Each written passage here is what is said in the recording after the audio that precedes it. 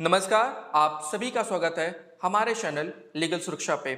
मैं हूं शुभम और आज की इस वीडियो में हम डिस्कस करने वाले हैं आपसे कंप्लीट इंफॉर्मेशन ट्विन्स टावर के बारे में। आज की वीडियो बहुत खास होने वाली है क्योंकि आज की वीडियो में हम डिस्कस करने वाले हैं आपसे ट्विन्स टावर के बारे में, जो एक इलीगल कंस्ट्रक्शन हुआ था। देखेंगे आज इस वीडियो में कि कौन कौन लोग उसमें शामिल थे, कैसे उसका निर्माण हुआ, कैसे उसका विनाश हुआ, डिमोलिशन हुआ और कोर्ट ने इसको डिमोलिशन का ऑर्डर क्यों दिया, क्यों नहीं कोर्ट ने इसको एक अनाथालय, हॉस्पिटल या फिर स्कूल क्यों नहीं बना दिया। इतना पैसा लगा के अगर इस बिल्डिंग को बनाया गया था और इसको डिमोलिशन करने में, विनाश करने में भी इतना पैसा खर्च हुआ, तो ये पैसा खर्च करने की बजाय क्यों नहीं कोर्ट ने एक ऐसा ऑर्डर पास किया जिससे इसको किसी स्कूल, अनाथालय या फिर हॉस्पिटल में कन्वर्ट कर दिया गया। तो आज के इस वीडियो में हम इन सारी बातों पे डिस्कस करेंगे। चलिए इस वीडियो को शुरू करते हैं। तो बात शुरू होती है 2000 से, जब एक जमीन एक्वायर किया गया सुपरटेक कंपनी के द्वारा और वहां पे क्या हुआ, अपार्टमेंट्स बनाने की बात कही गई थी। अपार्टमेंट में बताया गया था कि आपको open area, playground, parking area, ये सारी चीजें आपको मिलेंगी। ग्रीन एरिया भी मिलेगा, मतलब कि अगर आपका जो फ्लैट है आपके आसपास पूरा ग्रीन इन्वायरमेंट रहेगा, वहां पे कोई भी चीज और नहीं बनाई जाएगी। ये कह के उन्होंने 14 बिल्डिंग्स बनाई और 9 फ्लोर की बनाई गई। उसके बाद उसमें प्लान में चेंज आया और 2005 के आसपास वहां पे हुआ कि 15 बिल्डिंग बनेगी और सबका जो फ्लोर होगा वो 11 फ्लोर होगा। अमूमन हर बिल्डर यही करता है, जमीन एक्वायर करेगा, आपको मॉडल कुछ और दिखाया जाता है कि हम यहाँ पे ये बनाएंगे, और बाद में क्या करता है वो उस खाली स्पेस में भी वो कुछ न कुछ कोई शॉप खोल देंगे उसमें, मतलब उस खाली जमीन का भी वो लोग कुछ ऐसा उसमें कंस्ट्रक्शन कर देंगे जहां से उन्हें और पैसा मिल जाए। अमूमन हर बिल्डर ऐसा ही करता था। लेकिन इस केस के बाद बहुत ही एक लैंडमार्क जजमेंट आया है सुप्रीम कोर्ट के द्वारा, और इससे क्या होगा, बिल्डर्स अब थोड़े लाइन पे आ जाएंगे। और सुपरटेक कंपनी ने क्या किया, दिखाया कि हम आपको पार्किंग एरिया देंगे, ग्रीन स्पेस देंगे, गार्डन देंगे। और फिर क्या हुआ, बाद में उन्होंने नोएडा अथॉरिटी से मिलके परमिशन लेके वहां पे विदाउट परमिशन, वहां के जो रेसिडेंट्स थे, वहां के जो एक अपार्टमेंट्स जो 14 बने हुए थे, वहां के जो लोग थे, एमरल्ड कोर्ट वहां का अपार्टमेंट का नाम था, वहां पे उनके विदाउट परमिशन क्या हुआ, दिखाया उन्होंने कि हम यहाँ पे ग्रीन स्पेस छोड़ेंगे और पार्क का एरिया है। लेकिन उनके विदाउट परमिशन इन्होंने क्या किया, नोएडा अथॉरिटी से जैसे भी करके उन्होंने घूस दे के, ऑब्वियसली उन्होंने क्या किया, अपना अप्रूवल ले लिया वहां से, और उन्होंने क्या किया, एक इलीगल कंस्ट्रक्शन करना स्टार्ट किया उस ग्रीन एरिया के अंदर। और वहां पे इलीगल कंस्ट्रक्शन इतना बड़ा था कि 3 साल के अंदर ही कुतुब मीनार से भी बड़ा, कुतुब मीनार की जो हाइट होती है वो 73 मीटर है, पर इन्होंने क्या किया, 3 साल के अंदर ही कुतुब मीनार से भी बड़ी 2 बिल्डिंग उन्होंने खड़ी कर दी। 2 बिल्डिंग तो खड़ी हो गई, और उसमें भी क्या था कि बिल्डिंग जो खड़ी होती है उसके बीच में 16 मीटर का गैप होना चाहिए, अगर यूं कहें तो 50 फीट की दूरी होनी चाहिए। पर इन्होंने उस चीज का भी ध्यान नहीं रखा और महज 30 फीट की दूरी पे ये दोनों बिल्डिंग बनी। तो जब ये बात अपार्टमेंट के लोगों ने नोएडा अथॉरिटी को कंप्लेन किया, उसमें मेन 4 लोग थे, तो 4 लोगों ने क्या किया, नोएडा अथॉरिटी को कंप्लेन किया। ये बात थी 2012 के आसपास की।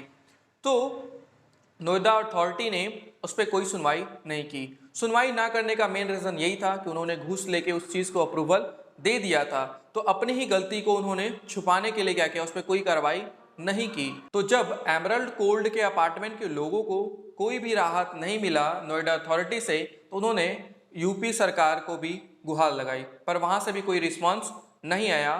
फिर उन्होंने क्या किया, 2014 में एक पिटीशन फाइल किया हाई कोर्ट में, इलाहाबाद हाई कोर्ट में इसको रखा गया, एक एप्लीकेशन दिया गया जिसमें बताया गया कि जो ट्विन्स टावर है ये बिल्कुल ही इलीगल कंस्ट्रक्शन है और विदाउट हम लोग के परमिशन ये चीज़ यहाँ पे कंस्ट्रक्ट की गई है। ये अपार्टमेंट ओनरशिप एक्ट के तहत अगर हम बात करें तो ये विदाउट परमिशन हमारे बनाया गया। वहाँ के जितने भी रेसिडेंट्स थे उन्होंने एप्लीकेशन दिया, मेन उसमें 4 लोग ही थे जिन्होंने क्या क्लेम किया कि ये विदाउट हम लोग के परमिशन यहाँ पे इलीगल कंस्ट्रक्शन हुआ है, क्योंकि वहां के जो रेसिडेंट्स थे उनका बात भी सही था। उन्होंने ग्रीन स्पेस देख के, पार्किंग एरिया देख के, गार्डन देख के ही क्या किया, उन्होंने फ्लैट परचेज किया। और सपोज करें ग्रीन एरिया देख के उन्होंने परचेज किया और अगले ही 2-3 साल के बाद क्या हुआ, उसके ठीक सामने अगर 40 फ्लोर की बिल्डिंग आ जाए तो कहीं ना कहीं ये क्या है, धोखा ही है।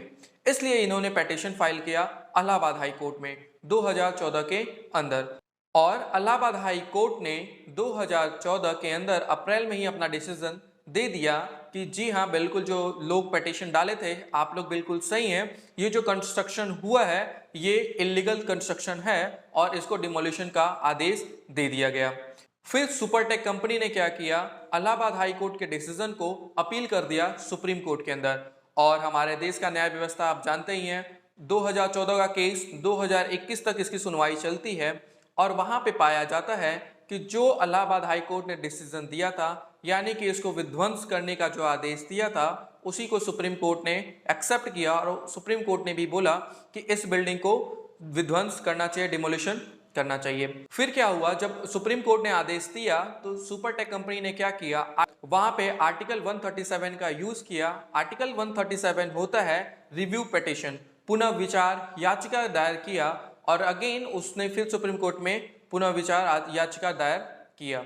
वहां पे फिर सुप्रीम कोर्ट ने उसी आदेश को कायम रखा और उन्होंने बोला कि नहीं, ये डिमोलिशन होना चाहिए, मतलब जो बिल्डिंग आपने बनाई है ये इलीगल है, इसका डिमोलिशन होना चाहिए और इसका जो खर्चा होगा डिमोलिशन का, ये खर्च भी आप ही देंगे।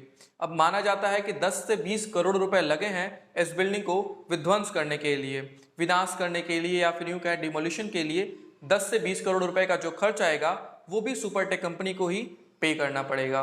ये भारत के इतिहास के अंदर सबसे बड़ा लैंडमार्क केस रहने वाला है, क्योंकि इससे पहले कभी भी इतना बड़ा डिमोलिशन देखने को नहीं मिला था। इससे पहले केरला में भी मामला आया था 2019 के अंदर, जहां पे आडू फ्लैट को क्या किया गया था, डिमोलिश किया गया था, जो कि 18 फ्लोर का वो बिल्डिंग था केरला के अंदर। और ये जो बिल्डिंग थी महज 3 सालों के अंदर 70 से 80 करोड़ रुपए लगा था इसको बनाने में, और इसको आदेश दिया गया कि 28 अगस्त दोपहर के 2:30 पे इस बिल्डिंग को डेमोलिश किया जाए, विध्वंस किया जाए। जिस बिल्डिंग को बनने में 3 साल लग गए थे, उसको 9 से 12 सेकेंड के अंदर ही विनाश कर दिया गया, डिमोलिश कर दिया गया, जो कि अभी तक का भारत का सबसे बड़ा डिमोलिशन का ये लैंडमार्क केस रहा है। आज तक भारत के इतिहास में इतनी बड़ी बिल्डिंग को कभी भी गिराया नहीं गया था, और इसको एक साइंटिफिक तरीके से गिराया गया, जिससे साइंटिफिक तरीका ये था कि पहले नीचे वाली बिल्डिंग को गिराया जाए, ऐसे करते करते ऊपर की तरफ बढ़ा जाए। इससे क्या होगा कि आसपास की बिल्डिंगों पे ज़्यादा नुकसान नहीं आएगा और सारा जो मलबा है बिल्डिंग का वो एक के पास ही रहेगा, वो फैलेगा नहीं। तो अब बात करते हैं कि कोर्ट ने क्यों नहीं ऐसा डिसीजन दिया कि उस जो बिल्डिंग में इतना पैसा लगा है उसको किसी अनाथालय, स्कूल या फिर हॉस्पिटल में कन्वर्ट कर दिया जाए। तो देखिए, जुडिशरी एक इंडिपेंडेंट बॉडी होता है और इसके लिए कोई भी इमोशंस मायने नहीं रखते हैं। लॉ इज सुप्रीम, जो कानून है वो सभी के लिए समान है, चाहे 4 दीवालों की बिल्डिंग हो या फिर 40 तल्लों की। अगर इलीगल कंस्ट्रक्शन होगा उसको डिमोलिश किया जाएगा। क्लियर कट मैसेज था। तो अब हम बात करते हैं कि जो इतना पैसा लगा के ट्विंस टावर को बनाया गया, कोर्ट ने इसे क्यों नहीं एक अनाथालय, स्कूल या फिर हॉस्पिटल डिक्लेयर कर दिया।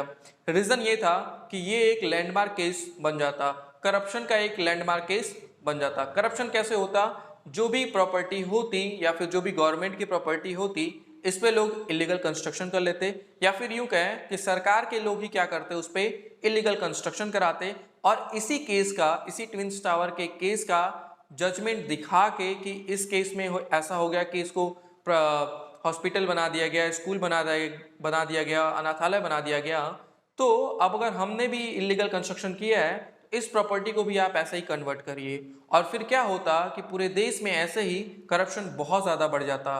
तो एक क्लियर कट मैसेज था सुप्रीम कोर्ट का कि जो भी आदेश है इलाहाबाद हाई कोर्ट का वो बिल्कुल सही है और इसमें इमोशंस की कोई बात नहीं है, क्योंकि जो गलत है वो गलत है, चाहे वो कितने का भी नुकसान हो। एंड अगर लॉ के हिसाब से आप देखें तो ये बिल्कुल सही है, फीलिंग के हिसाब से देखेंगे तो नुकसान हुआ है, पर अगर लॉ के नज़रिए से अगर आप देखेंगे तो कितने का भी नुकसान हो, लॉ से बढ़ के नहीं है। लॉ सबके लिए समान है, अगर कोई गलती करता है तो उसे सजा मिलेगी, नुकसान कितने का भी हो ये मैटर नहीं करता है। इमोशंस एंड फीलिंग लॉ के अंदर कोई मायने नहीं रखती हैं। लॉ इज सुप्रीम, लॉ सबके लिए समान है। इसीलिए कोर्ट ने आदेश दिया इसको डिमोलिश करने का, जिससे एक क्लियर कट मैसेज पूरे ऑल ओवर इंडिया में जाएगा कि अगर अवैध निर्माण होगा तो उसका विनाश ऐसे ही होगा। जिस बिल्डिंग को बनाने में 3 से 4 साल लग गए, उस बिल्डिंग को 9 से 10 सेकंड या 12 सेकंड के अंदर विनाश कर दिया गया। तो क्लियर कट मैसेज है कोर्ट का। तो इसीलिए उन्होंने क्या किया, इस चीज को जो ट्विंस टावर था इसको कन्वर्ट नहीं किया हॉस्पिटल, अनाथालय या फिर स्कूल के अंदर, क्योंकि अगर ऐसा करता तो बहुत ज्यादा भ्रष्टाचार बढ़ता। तो आई होप आपको ये वीडियो अच्छी लगी होगी। अगर वीडियो अच्छी लगी तो चैनल को लाइक करें, सब्सक्राइब करें एंड शेयर करें। धन्यवाद। मिलते हैं आपसे रविवार को।